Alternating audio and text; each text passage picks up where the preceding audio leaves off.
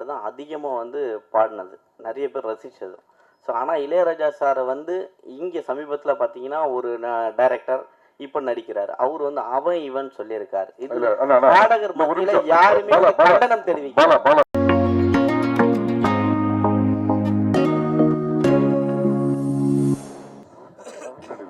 Questions ஏதாவது 3 hours தான் plan பண்ணியிருக்கோம். 26 to 28 songs. 28 வரைக்கும் 26 to 28 songs. அது எவ்வளோ நேரம் போகுது அப்படி. சித்ரா மேடம், நீங்கள் 25,000 பாட்டு பாடினா கூட தன்னம்பிக்கை உள்ள பாட்டாக வந்து இந்த ஒவ்வொரு பூக்களே பாட்டு வந்து இன்றைக்கும் வந்து அவ்வளோ பேசப்படுது. அந்த பாட்டோட அனுபவத்தை சொல்லுங்கள். எவ்வளோ பேர் வந்து நாங்கள் ஜெயிச்சிட்டோம், எங்களுக்கு ரொம்ப அதை வந்து என்கரேஜாக வந்து உங்கள்கிட்ட சொல்லியிருப்பாங்க. ஆமாம், எனக்கும் ஒரு சில கச்சேரிகளில் போகும்போது நிறைய பேர் அப்படி சொல்லியிருக்காங்க. அவங்களுக்கும் வாழ்க்கையில் தோல்வி அடைஞ்சு வாழ்க்கை வேண்டாங்கிற ஒரு முடிவெடுக்கும் போது இந்த பாடல் கேட்டவங்க அந்த அந்த முயற்சியில இருந்து வெளியில் வந்துட்டாங்கன்னு சொல்லி நிறைய பேர் எனக்கும் சொல்லியிருக்காங்க. 2-3 பேர், நிறைய இல்லை, 2-3 பேர். ஸோ ரொம்ப சந்தோஷம்தான். அந்த ஒரு பாட்டில் வந்து நான் என்னோட கான்ட்ரிபியூஷன் ஒன்றும் இல்லை. விஜய் சார் எழுதினது, பரத்வாஜ் சார் இசையமைத்தது, நான் என்னோட குரல் கொடுத்தேன், அவ்வளோதான் நான் அதில் செஞ்சேன். ஆனால் அது நிறைய பேரோட மனசில் போய் சேர்ந்துருக்குன்னு நினைக்கும் போது ரொம்ப சந்தோஷம். ரெக்கார்டிங்கில் வந்து சேரன் சார் வந்து நான் பாடிட்டு போயிட்டு அடுத்த நாள் மறுபடியும் என்ன வர சொன்னாங்க. அதில் ஒரு சில வரிகள் இன்னும் கிளாரிட்டி வேணும் அப்படின்னு சொல்லி மறுபடியும் 2-3 லைன்ஸ் என்ன மறுபடியும் பாட வச்சாங்க. அப்படி தான் அந்த பாடல் வெளிவந்தது. மேடம் இல்லை, என்னோட சேர்ந்து 4 சிங்கர்ஸ் இருக்காங்க. மது பாலகிருஷ்ணன் அவர் இருக்கார், சத்யபிரகாஷ் இருக்கார், திஷா பிரகாஷ்ன்னு சொல்லி இப்போ ரீசெண்டாக புது பாடகி ரொம்ப அருமையாக பாடும், அவங்களும் கலந்துக்கிறாங்க. ரூபா ரேவதின்னு ஒரு சிங்கர், அவங்க பாடுவாங்க, அதோட வயலினும் வாசிப்பாங்க. நாங்கள் இவ்வளோ பேர் சேர்ந்து தான் பண்ண போகிறோம். 3 மணி நேரம் எல்லாம் பாட முடியாது. மேடம், இந்த 20,000 பாட்டில் வந்து இந்த 26-28 பாட்டை நீங்கள் செலக்ட் பண்ணுறீங்களா, இவங்கெல்லாம் செலக்ட் பண்ணுறாங்களா, இல்லை ரசிகர்கள் செலக்ட் பண்ணியிருக்காங்களா? நாங்கள் எல்லோரும் ஒரு டீமாக உட்காந்து தான் செலக்ட் பண்ண போகிறோம். பாப்புலரான சாங்ஸு ஜனங்களுக்கு பிடிக்குங்கிற மாதிரி எல்லாருக்கும் அவங்கவங்க சாய்ஸ் இருக்கும் இல்லையா, அந்த மாதிரி எல்லாரும் சேர்ந்து தான் நாங்கள் செலக்ட் பண்ண போகிறோம். எங்களுக்கு 20,000 பாட்டும் பிடிக்கும். லிஸ்ட் போடுறது ரொம்ப கஷ்டம். இந்த லிஸ்ட் போடுறது ரொம்ப கஷ்டம். மேடம், நீங்கள் அறிமுகமாகி இத்தனை வருஷம் ஆயிடுச்சு, ஆனால் இது வரைக்கும் ஒரு தனி கச்சேரி பண்ணணும்னு ஏன் நினைக்கல? இப்போ ஆரம்பித்து பண்ணுறதுக்கு உண்டான காரணம் என்ன? அப்படின்னு இல்லை, நான் தமிழில் கச்சேரிகள் பண்ணியிருக்கேன். ஆனால் இந்த மாதிரி வெளியே பெருசாக அந்த கிராண்ட் ஸ்கேலில் பண்ணலை. நான் மலையாளத்தில் நிறைய கச்சேரிகள் பண்ணுறேன், தமிழில் கூட பண்ணியிருக்கேன். ஆனால் இவங்க செய்கிற மாதிரி இந்த மாதிரி ப்ரெஸ் எல்லாம் வச்சு ஒரு கிராண்ட் ஒரு ஸ்கேலில் ஒரு ஆடியோ விஷுவல் ட்ரீட் மாதிரி நான் இது வரைக்கும் செஞ்சதில்லை. நான் கொஞ்சம் ஆர்டினரியாக தான் போயிட்டுருக்கேன். மேடம், லைட் கான்செப்டில் நம்ம ஏஆர் சாரும் இளையராஜா சாரும் வருவாங்களா? இன்வைட் பண்ணியிருக்கீங்களா? கண்டிப்பாக இன்வைட் பண்ணுவோம். அவங்க ஃப்ரீயாக இருந்தால் கண்டிப்பாக வருவாங்க. ஏன்னா வந்து இளையராஜா சாங் வந்து பாடினாவே வந்து அவர் ஏதாவது சொல்லுவார். அவர் ஏதாவது சொன்னார்னா அவங்களோட பதில் என்ன? இந்த 28 சாங்குமே முறைப்படி எல்லா இடத்துலையும் அனுமதி வாங்கி தான் பண்ணியிருக்கு. ஸோ அதனால யாரும் எதுவுமே சொல்ல மாட்டாங்க.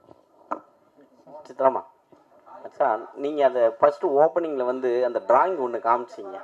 அந்த டிராயிங் வந்து இப்போ தான் வந்து முறைப்படி அனுமதி வாங்கியிருக்கு. உங்களோட டிராயிங்ஸ் வந்து எனக்கு தெரியும், டிராயிங்லாம் வரைவேன்னு சொல்லியிருக்கீங்க. இங்கேருந்து தான் ஓப்பனிங் ஆச்சுன்றீங்க. சென்ட்ரல்லேருந்து என்ன ஓப்பனிங் ஆச்சு? எந்த பாட்டுக்காக உங்களை வந்து கூப்பிட்டு இந்த பாட்டு பாடுங்க அப்படின்னு சொன்னது? ஃபர்ஸ்ட் சாங் வந்து ஆக்சுவலி நான் என்ன தமிழ்நாட்டுக்கு இளையராஜா சார் அழைச்சதே பூவே பூச்சுடுவா படத்துக்காக. அதோட மலையாளம் வெர்ஷன் நோக்குத்தா தூரத்து கண்ணும் நட்டுன்னு ஒரு மூவி, ஃபாசில் சார் டைரக்ட் பண்ண மூவி. அதில் வந்து நான் பாடியிருந்தேன். நதியா மொய்து அவங்களும் இன்ட்ரொடக்ஷன், நானும் அப்போ தான் கொஞ்சம் ஸ்டார்ட் பண்ணிட்டு இருந்தேன் மலையாளத்தில் கூட. அப்போ ராஜா சார் அந்த மூவி பார்த்துட்டு அந்த ஹீரோயினுக்கு இந்த வாய்ஸ் சூட் ஆகுது, சரி இந்த வாய்ஸை யூஸ் பண்ணிக்கலாம், சென்னையில் வந்து கொஞ்சம் வாய்ஸ் டெஸ்ட் பண்ணிக்கிறேன், வர சொல்லுங்கன்னு சொல்லியிருந்தாரு. ஃபாசில் சார் தான் எனக்கு சொன்னார், நீங்கள் சென்னைக்கு போகும்போது ராஜா சாரை போய் மீட் பண்ணுங்கள், அவர் செக் பண்ண. முதல்ல இவர் கிண்டல் பண்ணுறாரு, ராஜா சார்கிட்ட எல்லாம் போவேன்னு நான் நிஜமாகவே எதிர்பார்க்கவே இல்லை. அப்படி தான் ராஜா சார்கிட்ட தாசண்ணாவோட மேனேஜராக இருந்த குஞ்சுண்ணின் வயலினிஸ்ட் அவர் தான் என்னை கூட்டிகிட்டு போகிற ராஜா சார்கிட்ட. அங்கே வாய்ஸ் டெஸ்ட் பண்ணி அடுத்த நாள், ஆனால் பூவே பூச்சுடவாக்கு முன்னாடி நீதான அந்த கோயிலுங்கிற படத்தில் பூஜைக்கு ஏற்ற பூ இதுங்கிற பாடல் பாட வச்சார். இன்னொன்று, ஆக்சுவலாக நீங்கள் இளையராஜா சார் பாட்டு தான் அதிகமாக வந்து பாடினது, நிறைய பேர் ரசித்தது. ஸோ ஆனால் இளையராஜா சாரை வந்து இங்கே சமீபத்தில் பார்த்தீங்கன்னா ஒரு டைரக்டர் இப்போ நடிக்கிறார், அவர் வந்து அவன் இவன் சொல்லியிருக்காரு. இது இல்ல, அண்ணா, பாடகர் ஒரு மத்தியில நிமிஷம். யாருமே பாலா, வந்து கண்டனம் தெரிவிக்கல. பாலா ஒரு நிமிஷம். பாலா இது வந்து அவங்க என்ன சொன்னாங்கன்னா, இப்ப இவர் கேட்டாரு, நம்ம வெற்றி சொன்னாரு, இவ்வளவு வருஷம் ஜேர்னில ஏன் கச்சேரி பண்ணலன்னாங்க. அந்தந்த சின்ன சின்ன கச்சேரி பண்ணும்போது இவ்வளவு மீடியா முன்னாடியும் இவ்வளவு ஆட்கள் முன்னாடியும் பண்ண வேண்டிய ஃபர்ஸ்ட் டைம் பண்ணும்போது இந்த கேள்வி இந்த இடத்துக்கு தேவையில்லாது. நம்ம தனியா அவங்க ரூம்ல இருக்கும் போதோ இது கேட்டுக்கலாம். இல்ல அவங்களுடைய குருநாதர் கேட்கலாம்ல. கரெக்டுமா, அது இந்த கான்செப்டுக்கு சம்பந்தம் இல்லாத ஒரு கேள்வி. இது வந்து இவங்கன்னு இல்ல, இந்த கேள்வி நீங்க வேற யாருக்காக வேணா கூட கேட்கலாம். ஆனா கேள்வி கேட்கக்கூடாத இடம் இது இல்ல, அதனால தவிர்த்துருங்க. நன்றி, வணக்கம். எங்களின் வரப்பேற்று வந்து அனைவருக்கும் நன்றி, வணக்கம். சார் மேடம் இப்போ நீங்கள் 20,000 சாங்ஸ் பாடியிருக்கீங்க. ஆனால் அந்த சாங்ஸ் உங்களுக்கு பிடிச்ச சாங்ஸ் எது? ஏதாவது ஒரு சாங்ஸ் மிஸ் பண்ணியிருப்பீங்க. என்னை விட அந்த வேற யாராவது பெரிய ஆர்டிஸ்ட்டு சம்திங் பாடியிருப்பாங்க, அது ஏதாவது சாங்ஸ் ஞாபகம் இருக்கா உங்களுக்கு?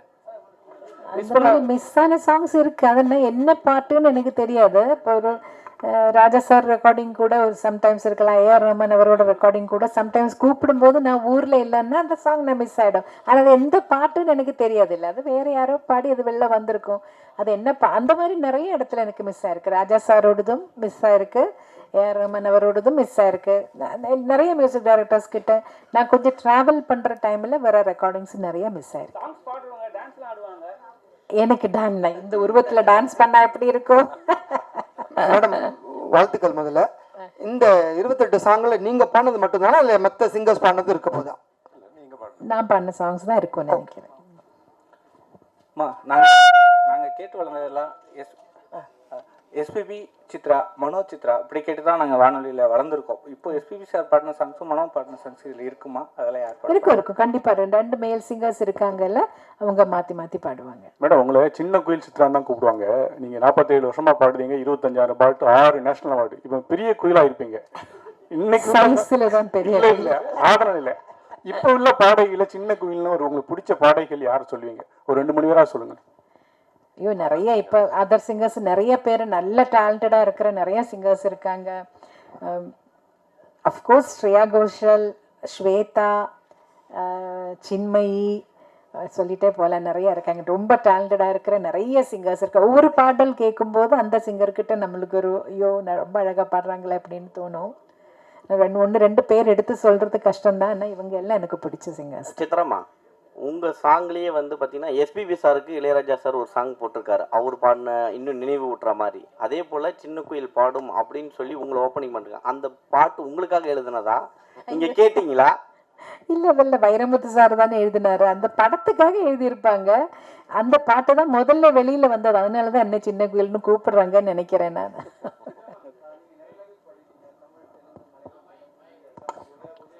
ஒரே நிமிஷம் பாலாஜி, ஒரு நிமிஷம் மைக்ல பேசு. சித்ரா மேம் வணக்கம் அண்ட் வாழ்த்துக்கள். நீங்க நிறைய லாங்குவேஜ் பாடிருக்கீங்க, எஸ்பெஷலி தமிழ், தெலுங்கு, மலையாளம், கன்னடம், ஹிந்தி, அசாமி, ஒரியா, குஜராத்தி, போஜ்பூரி, ஹரியான்வி, துளுன்னு மிஸ் பண்ண லாங்குவேஜ் எது? நீங்க இந்த லாங்குவேஜ் மட்டும் பாடாம விட்டுட்டோம், ஏன்னா இந்தியன் லாங்குவேஜ்ல எல்லாமே பாடிருக்கீங்க. பஞ்சாபியும் பாடியிருக்கேன். ஆமா, எந்த லாங்குவேஜ் மிஸ் பண்ணிட்டீங்க? குஜராத்தி பாடலன்னு நினைக்கிறேன். சரி, இன்னொரு கேள்வி, நீங்க எது பாடினாலும் அந்த வார்த்தைகள் ஸ்பஷ்டமா இருக்கும், அந்த லாங்குவேஜ் வந்து அவ்வளவு உணர்ந்து பாடுவீங்க. என்ன லாங்குவேஜ்ல எழுதி பாடுவீங்க ஜென்ரலா? நான் இப்போ எனக்கு தமிழை எழுத படிக்க தெரியும், தெலுங்கு நான் எழுதி படிப்பேன், ஹிந்தியும் நான் வரும்போதே எங்களுக்கு கேரளாவில் ரொம்ப மஸ்ட்டாக ஹிந்தி கற்றுக்கணும் எல்லாரும், அதனால ஹிந்தி எழுத படிக்க தெரியும். பேச தான் வராது, என்னன்னு அந்த பழக்கம் இல்லாதனால என்னோட புக்கில் நான் எழுதிக்கும் போது நான் மலையாளத்தில் தான் எழுதுறேன்னா எனக்கு இன்னும் மோர் ஈஸியர். அதனால ஒரு ஃபைனல் கொஸ்டின், நீங்க பாட ஆரம்பிக்கும் போது ஃபுல் ஆர்கெஸ்ட்ராவோட எல்லா ரிதம் செக்ஷன் எல்லாமே சேர்ந்து வாசிப்பாங்க. மேல் சிங்கர் ஃபீமேல் சிங்கர் வந்து போட்டி போட்டு பாடுவாங்க. இவங்க ஒரு சங்கதி போட்டு அவங்க ஒரு சங்கதி போட்டு அப்படியே அந்த பாட்டு அவ்வளோ அழகாக வரும். பட் இப்போ நீங்கள் வந்து ஒரு பஞ்சிங் சிஸ்டமில் நீங்கள் தனியாக பாடுறீங்க, வயலின் தனியாக எடுக்கிறாங்க, கிட்டார் தனியாக எடுக்கிறாங்க, ஃபுல் ஆர்கெஸ்ட்ரிஸ் தனியாக எடுக்கிறாங்க. அந்த ஃபீல் மிஸ் ஆகுதுன்னு நினைக்கிறீங்களா? அப்போ பாடும்போது இருந்த அந்த ஒரு உயிர்? கண்டிப்பாக அந்த ஃபீல் மிஸ் ஆகுதுன்னு தான் சொல்லுவேன் நான்.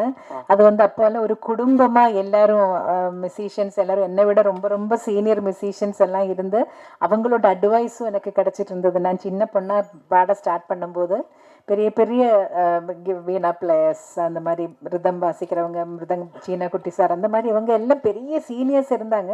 இவங்க எல்லாம் வந்து அட்வைஸ் பண்ணுவாங்க அந்த டைமில் எல்லாம் ஏதாவது. அப்போ எனக்கு ஒரு கிளாஸ் அங்கேயே கிடச்சிட்டு இருந்தது. முதல்ல லைவ் ரெக்கார்டிங் நடந்துட்டு இருக்கும்போது ஒரு குடும்பமாக இருந்து எல்லாரும் இப்போ பிரிஞ்சு போன மாதிரி, இப்போ யார் யார் இருக்காங்க, யாராரும் உயிரோடு இருக்காங்கன்னு கூட தெரியாத மாதிரி ஆயிப்போச்சு. இப்போ அதில் ஒரு பெரிய ஒரு சங்கடம் எனக்கு உண்டு. ஏன்னா எல்லாரும் அந்த ஒரு குடும்பமாக இருந்த அந்த ஒரு யூனிட்டி போயிடுச்சுன்னு நினைக்கிறேன். இப்போ எல்லாரும் தனித்தனியாக ஒரு இடத்துல ரெக்கார்ட் பண்ணுறாங்க. கூட யார் மேல் சிங்கர்னு கேட்டால் கூட சம்டைம்ஸ் டிசைட் பண்ணலை, இனிமே தான் டிசைட் பண்ணணும்னு கூட சொல்லுவாங்க. ஸோ எல்லாமே எப்படி ஒரு தனிமையிலே ஆகிப்போச்சு. ஃபைனலாக ஜானகி அம்மா பற்றி ஒரு வார்த்தை சொல்லுங்கள். சேர்ந்து நிறைய பாடல் பாடிருப்பீங்க, ஃபீமேல் டுவைட்லாம். ஜானகி அம்மாவோட நிறைய சேர்ந்து பாடலை 2-3 சாங், மேபி ஒரு 5-6 சாங்ஸ் அம்மாவோட சேர்ந்து பாடியிருப்பேன். ஆனால் என்னோட வாழ்க்கையில் என்னோட கெரியரில் அவங்களோட இன்ஃப்ளூயன்ஸ் ரொம்ப இருக்குது. நான் பிறந்ததுல இருந்து கேட்டு வளர்ந்ததும் சுஷீலம்மா, ஜானகி அம்மா, வாணி அம்மா, ஜமுனா ராணி அம்மா, ஜிக்கி அம்மா, அவங்களோட பாடல்கள் கேட்டு தான் வளர்ந்தேன். ஆனால் ஜானகி அம்மா கிட்ட இன்னும் ஒரு ஸ்பெஷல் அட்டாச்மெண்ட், அம்மாவோட நேச்சர் அப்படின்னு நினைக்கிறேன். ரொம்ப நம்மளே ஒரு அம்மா மாதிரி எப்பயும் அணைச்சிப்பாங்க.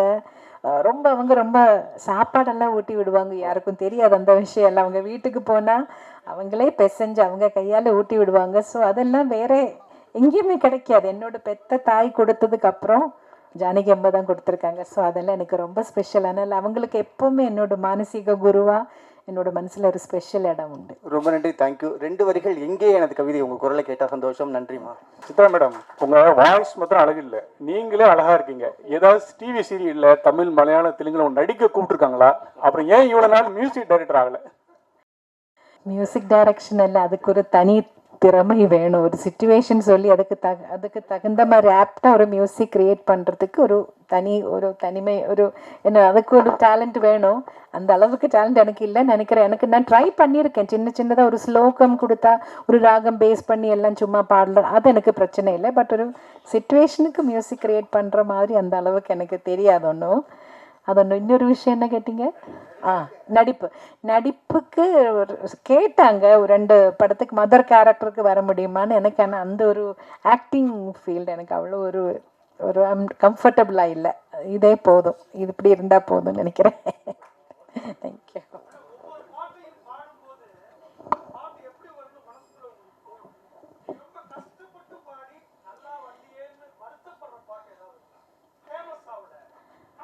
அல்ல, நான் கஷ்டப்பட்டு பாடி வெளியில் வராத படங்கள்லாம் நிறைய வந்திருக்காங்க. அப்படி இல்லைன்னு சொல்ல முடியாது.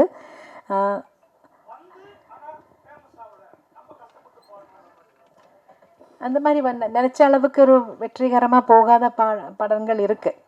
எதுன்னு இப்போ நீங்கள் கேட்டால் டக்குன்னு எனக்கு சொல்ல முடியலை. பட் அந்த மாதிரி நல்லா வரணும்னு நினச்சிக்கிட்டது எங்கேயுமே எட்டாமல் போன சாங்ஸ் கூட வந்திருக்கு நிறையா. கஷ்டப்படுறது எல்லா பாட்டுக்கும் ஒரே மாதிரி தான் நம்ம எஃபர்ட் போட்டு தான் பாட போகிறோம். எதுவுமே ஈஸியாக பண்ணி இது கிடையாது. எல்லாத்துக்கும் அதோட ஒரு நம்ம எஃபர்ட் கண்டிப்பாக போட்டு தான் ஆகணும். சித்ராமா ஆக்சுவலா உங்க கூட வந்து சொல்லுங்க சார்.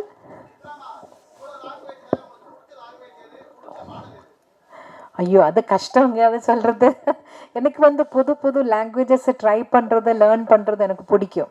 எனக்கு ட்ரை பண்ணுறது ரொம்ப இஷ்டம். ஆனால் தெரியாத லாங்குவேஜ் பாடும்போது இப்போ தெரிஞ்ச லாங்குவேஜ் பாடுற அளவுக்கு ஈஸியாக இருக்காது. கண்டிப்பாக ஒவ்வொரு வார்த்தையோட மீனிங் என்னன்னு கேட்கணும், அதை அவங்க எப்படி உச்சரிக்கிறாங்கன்னு கேட்கணும். அதுக்கு நானே ஒரு கோடு லாங்குவேஜ், சைன் லாங்குவேஜ் மாதிரி போட்டு நான் ப்ரொனன்சியேஷன் சரியாக வரணுங்கிறதுக்காக அது இன்னும் ஜாஸ்தி டைம் எடுக்கும், இன்னும் ஜாஸ்தி எஃபர்ட் போடணும். மேடம், அதாவது இதோ இங்கே பாருங்க இருட்டில் இருக்கீங்க தெரியல மேடம். அதாவது படங்கள் வந்து இன்ஸ்ட்ருமெண்ட்ஸில் வாசிக்கிற வரைக்கும் எப்படி இருந்துச்சுன்னா வந்து மியூசிக் வந்து லிரிக்ஸை ஓவர் ரூல் பண்ணாமல் இருந்துச்சு. அங்கே வந்து இந்த சிங்கர்ஸ்க்கான ரெக்கக்னிஷன் நல்லாவே இருந்துச்சு. Once it became into digitalisation ஆனதுக்கு அப்புறமா அந்த முக்கியத்துவம் இல்லாமல் போயிடுச்சு. அதை பற்றி உங்களோட கருத்து என்ன மேடம்? இல்லை, பழைய காலத்தில் எல்லாமே லைவ் இன்ஸ்ட்ருமெண்ட்ஸ் யூஸ் பண்ணிட்டு இருக்கிறப்போ எல்லாமே நல்லா கிளியராக இருந்தது. இப்போ எலக்ட்ரானிக்ஸு கொஞ்சம் அதிகமாக வரும்போது தான் அப்படி வார்த்தை பளிச்சுன்னு தெரியாமல் கொஞ்சம் அப்படி போகிறது. அதனால தான் நினைக்கிறேன். இல்லை, அதுதான் மேடம். அது வந்து ஒரு பாதிப்பாக இருக்காதா? அது எதனா வழிமுறை இருக்காதா பண்ணுறதுக்கு? நீங்கள் அதை தான் நான் கேட்குறேன் உங்ககிட்ட ஆஸ் அ சிங்கர்.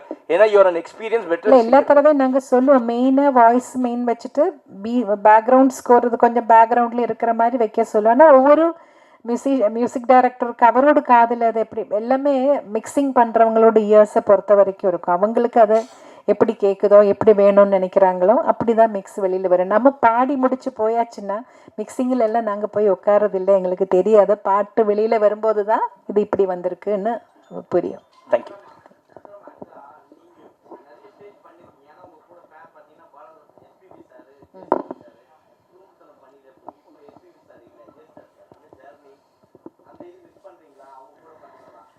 கண்டிப்பாக மிஸ் பண்ணுறோம். நான் ஸ்டார்ட் பண்ணது ஜெயசுதாஸ் சாரோட.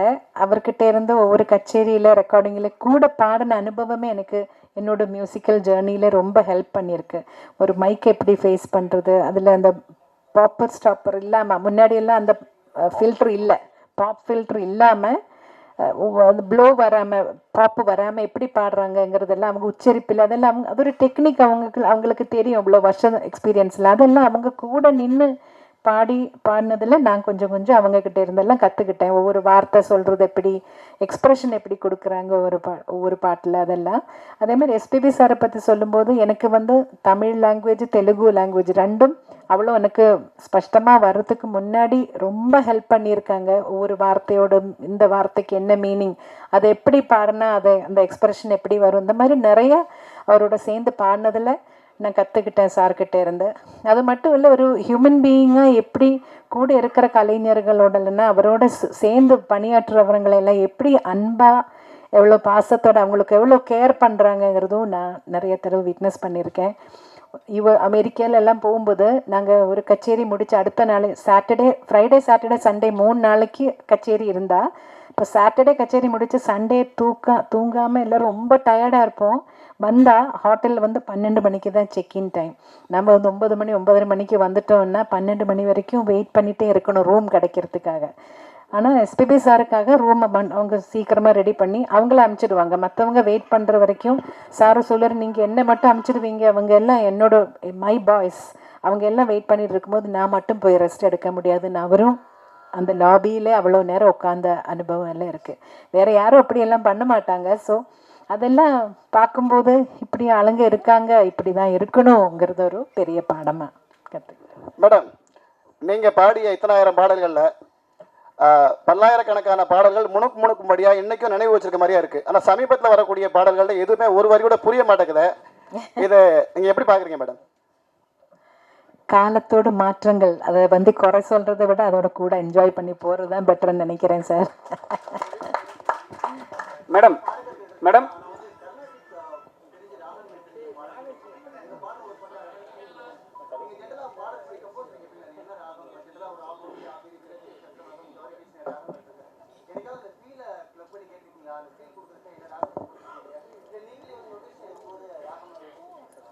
ஓரளவுக்கு பாட்டு கேட்கும்போது என்ன பேஸ் பண்ணியிருப்பாங்கன்னு தெரியும். ஆனால் பியூர் கர்நாடிக் மியூசிக்கிலே ஒரு ராகத்தை மட்டும் பேஸ் பண்ணி வர்ற சாங்ஸ் அந்த மாதிரி மியூசிக்கல் ஃபிலிம்ஸில் மட்டும்தான் மோஸ்ட்லி அப்படி இருக்கும்.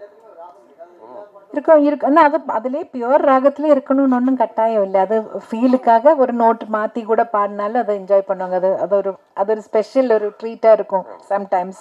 ஸோ ராகம் என்ன இருக்குன்னு ஓரளவுக்கு கேட்கும்போது ஓரளவுக்கு தெரியும். ஏதாவது தெரியாத ராகமாக இருந்தால் சாரே சொல்லுவார், இது இந்த மாதிரி ராகத்தில் பண்ணியிருக்கேன், இது நோட்ஸ் இப்படி வரும்னு அவர் முதல்ல சொல்லுவார். மேடம் இப்போ நீங்கள்லாம் கஷ்டப்பட்டு பாடி ஜெயிச்சு வந்திருக்கீங்க. இப்போ வர ஆர்டிஸ்டெல்லாம் அவங்களே தன்னிச்சையாக பாடி பெரிய லெவலில் பேசப்படுது. அதை நீங்கள் எப்படி பார்க்குறீங்க? ஏன்னா ஸ்பெசிஃபிக்காக தனுஷ் சார் சிம்பு சார்லாம் பாடினாவே மில்லியன் வியூஸ் போகுது. நீங்கள் அதெல்லாம் எப்படி பார்க்குறீங்க? ஏன்னா கஷ்டப்பட்டு வந்துடுவீங்க, அதுக்காக கேட்குறேன். இல்லை, ஒரு படத்தில் எல்லாரும் கஷ்டப்பட்டு தான் பாடுறாங்க. அவங்கவுங்க படத்தில் அவங்களே பாடணும்னு அவங்க ஆசைப்படும் போது அவங்க பாடட்டுமே, அதில் இப்போ என்ன நம்மளுக்கு ஒன்றும் இல்லை. எனக்கு வர வேண்டிய பாடல்கள் வருது, நான் சந்தோஷமாக எனக்கு என்னால் என்ன முடியுமோ அதை பாடி கொடுத்துட்டு போயிட்டே இருப்பேன். மேடம், இங்கே திரைப்பாடல்களை தாண்டி நிறைய கர்நாடிக் பாடல்களும் நிறைய சிங்கர்ஸ் பாடுறாங்க. நீங்கள் அது மாதிரி மேடை கச்சேரிகள்லாம் பண்ணியிருக்கீங்களா? நான் 2 கச்சேரி தான் பண்ணியிருக்கேன். ஒன்று திருவையாறில் ஒரு தடவை பாடினேன். அப்புறம் கேரளாவில் சூர்யா ஃபெஸ்டிவல்னு ஒரு பெரிய ஃபெஸ்டிவல் நடக்கும். எல்லா மியூசிஷியன்ஸும் டான்சர்ஸ் எல்லாம் அங்கே வந்து பெர்ஃபார்ம் பண்ணியிருக்காங்க. அதுலேயும் ஒரு தடவை பண்ணேன். எனக்கு என்ன ப்ராப்ளம் வந்ததுன்னா, அட் எ டைம் ரெண்டுமே கொண்டு போகிறது ஃபீமேல் சிங்கர்ஸுக்கு கொஞ்சம் கஷ்டம். வாய்ஸோட டெக்ஸ்டரில் சின்ன சின்ன டிஃப்ரென்சஸ் வருது. அதனால தான் நான் இப்போ நிறைய ஃபிலிம் சாங்ஸில் பிஸியாக இருந்ததுனால அதிலே கொஞ்சம் ஜாஸ்தி கான்சென்ட்ரேட் பண்ணேன். அதுதான் நடந்தது. ஏதாவது 2 லைன் கர்நாடிக்.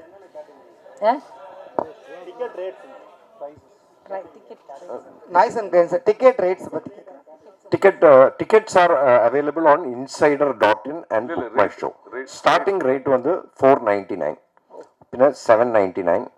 It's 500லேருந்து 4000 rupees வரை எல்லா ரேஞ்சிலையும் டிக்கெட் இருக்கு. ஆக்சுவலாக ரொம்ப காம்ப்ரஹென்சிவாக பிளான் பண்ணியிருக்கு. இந்த வாட்டி இந்த கான்சர்ட்டில் லைக் ஐ செட் எல்லாருமே ஃபேமிலியாக வரணும் தான் எதிர்பார்ப்பாங்க. ஸோ அதில் மேமோட இன்ட்ரெஸ்ட் என்னதுன்னா, எல்லாருமே வரவங்க எல்லாருமே உட்காந்துட்டு நிம்மதியாக ஒரு 3 hour ரெஸ்ட் எடுத்துகிட்டு பீஸ்ஃபுல்லான ஒரு வாழ்க்கையை வாழ்ந்துட்டு போகணும்னு சொல்லிட்டு. ஸோ ஜெனரலாக நீங்கள் ஒரு படத்துக்கு போகிறீங்கன்னா எவ்வளோ செலவு பண்ணுவீங்களோ ஒரு ஃபேமிலியோட அதே காஸ்ட்டில் இந்த ஷோ நீங்கள் எல்லாருமே செலவு பண்ணிட்டு ஜாலியாக பார்த்துட்டு போகிற மாதிரி தான் காஸ்ட் வச்சிருக்கு. 499லேருந்து ஸ்டார்ட் ஆகுது. அனைவருக்கும் நன்றி, வணக்கம்.